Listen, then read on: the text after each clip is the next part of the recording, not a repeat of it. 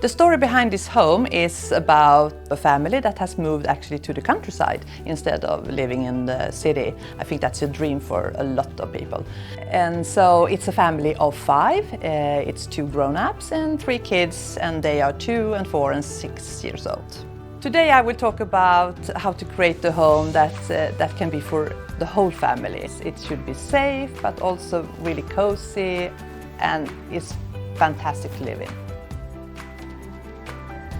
A safe home is crucial for living with children, and it doesn't have to be so hard. What I thought about in this home about safety is, of course, the children's bedroom, because they are just up till 6, and I think that's the most crucial years where a lot of things can happen, because they are really curious and want to climb on everything.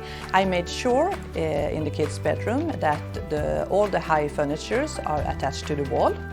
And of course, no cables should be loose, and for extra secure, you can use these window latches.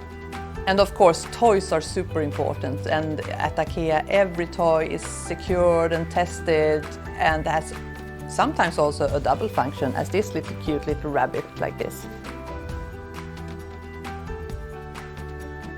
In this home, all the common areas are really important. I used fewer furnitures, but maybe a little bit larger, that creates this family-friendly feeling. Instead of the 2 small sofas, I have used a large sofa that can be used for many different things. For hangout, for watching movies, for playing, for sleepovers, you name it.